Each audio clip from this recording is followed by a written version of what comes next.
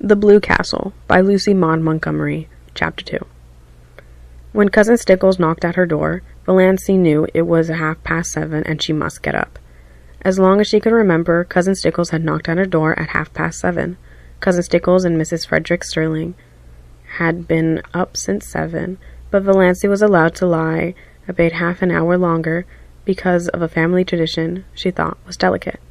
Valancy got up, though she hated getting up more this morning than she had ever before.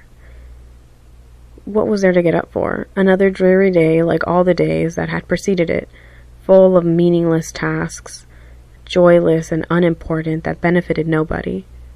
But if she did not get up at once, she would not be ready for breakfast at 8 o'clock.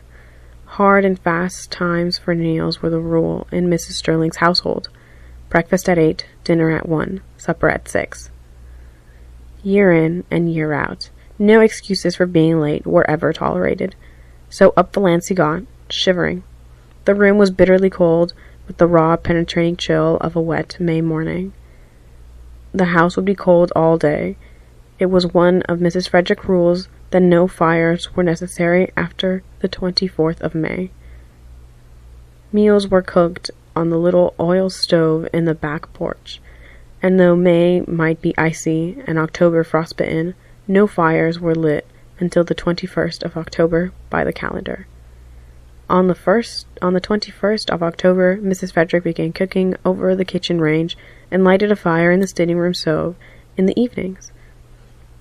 It was whispered about in the connection that the late Frederick Sterling had caught a cold which resulted in his death during Valancy's first year of life, because Mrs. Frederick would not have a fire on the 20th of October.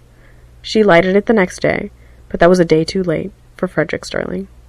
Valancy took off and hung in the closet her nightdress of coarse, unbleached cotton, with high neck and long, tight sleeves.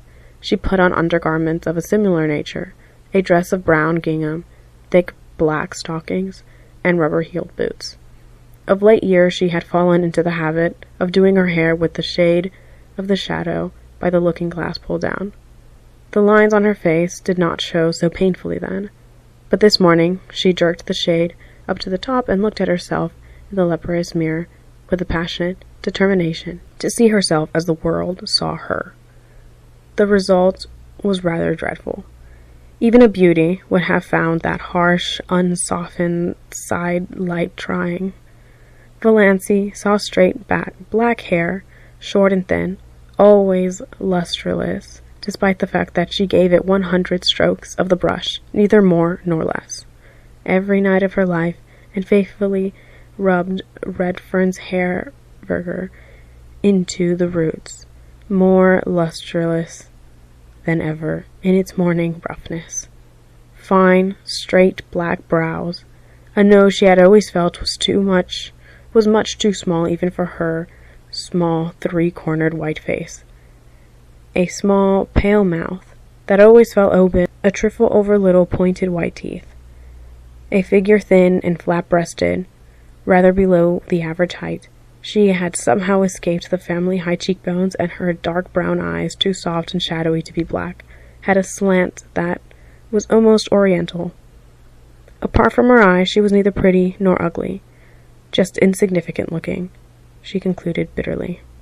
How plain the lines around her eyes and mouth were in that merciless light, and never had her narrow white face looked so narrow and so white. She did her hair in a pompadour. Pompadours had long gone out of fashion, but they had been in when Valancy first put her hair up, and old Weldington had decided that she must always wear her hair so. It is the only way that becomes you. Your face is so small that you must add height to it by a pompadour effect, said Aunt Weldington, who always enunciates commonplaces as if uttering profound and important truths.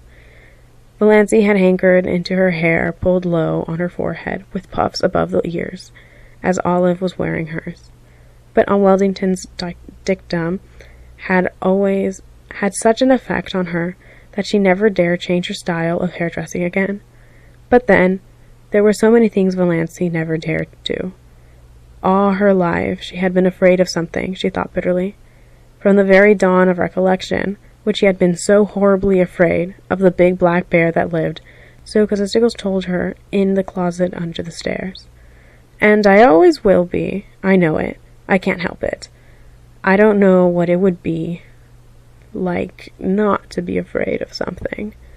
Afraid of her mother's sulky fits, afraid of offering Uncle Benjamin, afraid of becoming a target for Aunt Weldington's contempt, afraid of Aunt Isabel's biting comments, afraid of Uncle James' disapproval, afraid of offering the whole clan's opinions and prejudices, afraid of not keeping up appearances, afraid to say what she really thought of anything, afraid of poverty in her old age, fear she could never escape from it.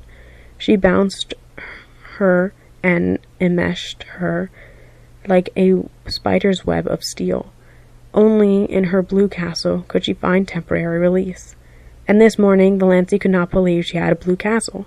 She would never be able to find it again. 29, unmarried, undesired.